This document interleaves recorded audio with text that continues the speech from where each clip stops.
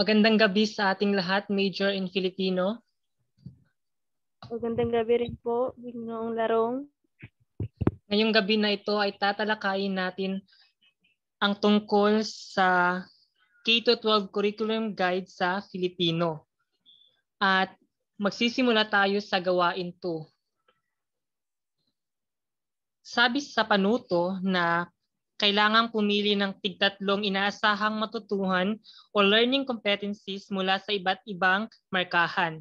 At kailangan tukuyin ang content standard at tumikha ng mahahalagang tanong na hihimok sa mga mag-aaral na marisali sa gawain sa PRBL. Gumamit ng note-taking app o kagamitan upang ma-record ang inyong napag-usapan.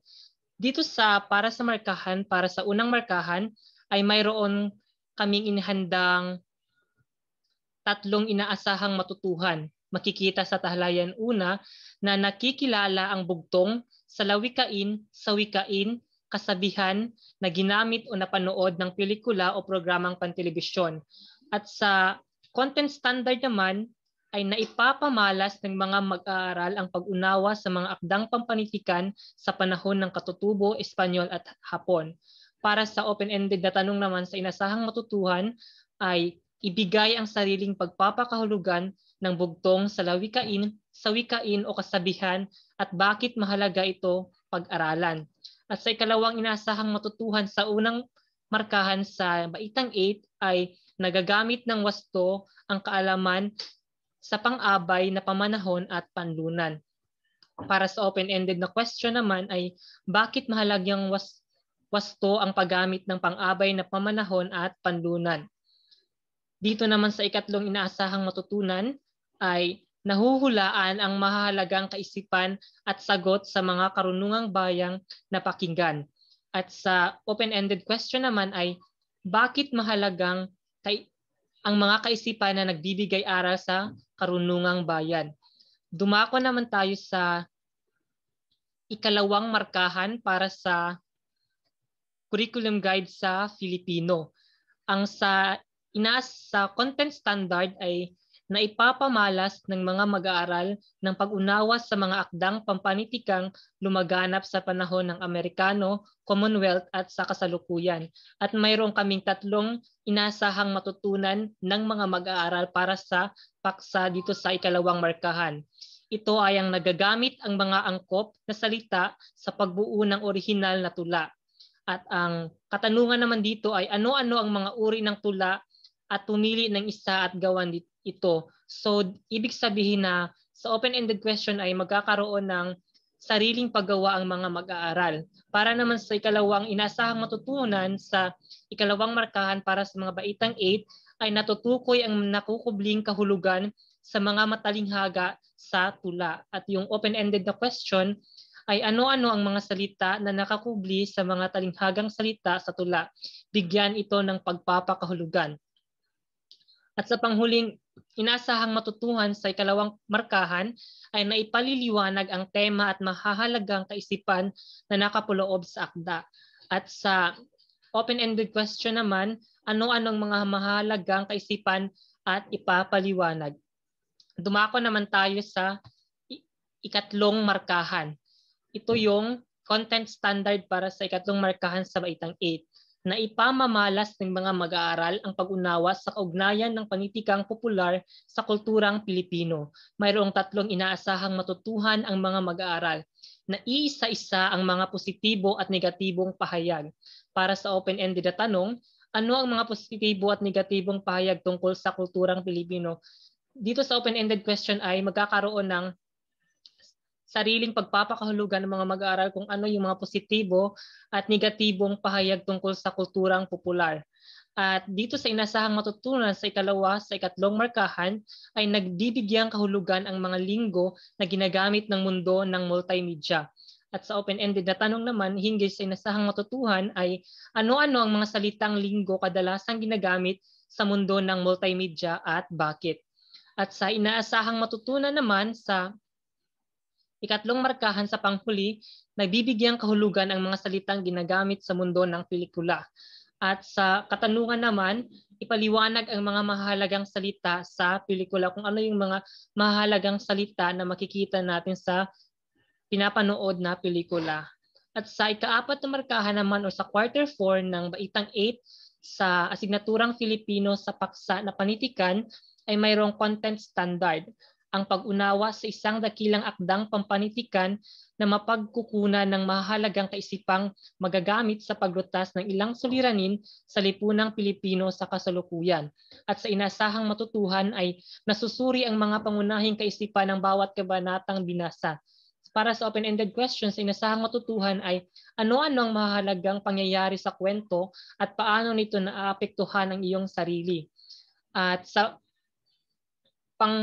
dalawa naman sa ikaapat na markahan ay nailalarawan ang tagpuan ng akda batay sa napakinggan.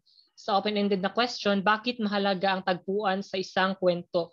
O dito sa open-ended question ay magkaroon ng sariling pagpapakahulugan ang mga mag-aaral kung bakit mahalaga ang tagpuan sa isang kwento. Ano ba yung kahalagahan ng tagpuan kung sa isang kwento? May epekto ba kung walang tagpuan sa isang kwento? At sa panghuli ay nabibigyang reaksyon sa isang programang pantelebisyon na may paksang katulad ng Araling Binasa. At sa open-ended na tanong naman dito ay ano ang reaksyon mo hinggil sa paksang binasa dahil ang paksa dito ay sa panitikan, maraming uri yung panitikan. Yung epiko, tula, salawikain, sawikain. So ano ang reaksyon mo sa hinggil sa paksang binasa? Ano yung pangunahing reaksyon mo sa mga binasa mong panitikan? Dito lang nagtatapos yung sa gawain 2 tungkol sa curriculum guide sa Filipino sa inasahang matutuhan, sa content standard at sa open-ended na tanong. Dumako naman tayo sa gawain 3. Ito yung sa Web 2.0, yung aplikasyon ng teknolohiya sa pagtuturo ngayon. Sa Web 2.0 ay nasa hanay nito yung browser o bahagi ng Web 2.0 at ang layunin ng browser ay nagbibigay ng kaalaman at daan sa paghahanap ng impormasyon. Dito sa browser ay maghahanap yung mga mag-aaral ng impormasyon gamit ang app na ito. Dito sinisearch ng mga mag-aaral yung mga bagay na hindi medyo nila naintindihan at nakatutulong ang browser sa paglawak ng karunungan ng mga bawat mag-aaral. At sa halimbawa ng mga gawain para sa pagkatuto ng wika, so ang sentro dito ay yung wika sa pagkatuto ng wika sa mga mag-aaral. Sa browser, gumamit ang wikang Filipino sa pagbibigay ng panuto.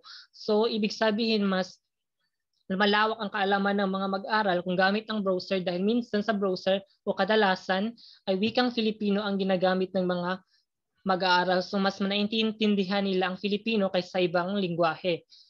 At sa Web 2.0 naman, bahagi ng Web 2.0 yung Facebook, yung pinakapopular sa lahat ng social media ngayon. Ang layunin ng Facebook ay nagbibigay ng impormasyon at balita sa mga tao. Ibig sabihin ay balita, hindi fake news, puro katotohanan. At ang halimbawa ng magawain para sa pagkatuto ng wika ay gumamit ng wikang Filipino sa paghahatid ng impormasyon.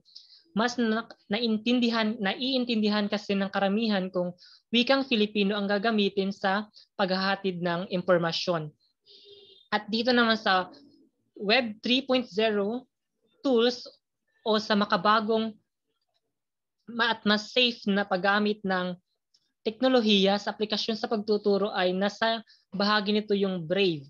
Ang Brave ay isang web browser o karaniwang tinutukoy bilang isang browser sa application ng software para sa pag-access ng impormasyon sa World Wide Web. Kapag humiling ang isang gumagamit ng isang web page mula sa isang particular na website, kinukuha ng web browser ang kinakailangang nilalaman mula sa isang web server at pagkatapos ay ipinapakita ang pahina sa aparato ng gumagamit. Ibig sabihin ay napaka-safe ang Web 3.0 tools. At bahagi pa rin ng Web 0.30 tools ay tungkol sa breaker wave. Beaker wave. Ibig sabihin ay pinapayagan ng teknolohiyang peer-to-peer na Beaker browser ang mga gumagamit ng ma-publish ng sariling mga website at web app ng direkta mula sa browser nang hindi kinakailangang i-set up at pangasiwaan ng isang hiwalay na web server o i-host ang kanilang nilalaman sa isang third-party server. Kagaya rin ng Brave, ang Beakerwave naman ay napaka-safe gamiting teknolohiya sa ngayon. At dito nagtatapos yung ating talakalayan tungkol sa web tools at sa curriculum guide sa inasahang matutuhan sa content standard at sa open-ended question. Kung may mga suggestion kayo at katanungan ay maaari niyong i-on yung microphone niyo para sa mga katanungan. Wala na po, Ginoo. Wala na bang katanungan, Binibining Tare? Naririnig mo ba ako? Po, naririnig po kita. Binibining Marbane, may katanungan ka Opo, ba? Ginoo. Ano? Opo. Kailangan po ba talagang bumase sa curriculum guide ang mga baksang aaralin Oh. o yung mga dapat na matutunan ng mga mag-aaral? O kailangan bumase sa curriculum guide dahil yung curriculum guide ay nagsilbing gabay para sa mga guro at sa mag-aaral para sa pagkatuto ng isang mag-aaral. Guide rin ito ng isang universidad o isang institusyon sa edukasyon para sa masining na pagtuturo. Nasagot ba ang iyong katanungan? Opo, salamat po, Ginoo. May katanungan pa ba? Wala na po. Wala na? Po. Maraming salamat sa lahat ng iyong kooperasyon. At tunay nga ang oras ay hindi nababayaran. Maraming salamat at hanggang sa huli. Salamat po, Ginoo. Salamat. Salamat.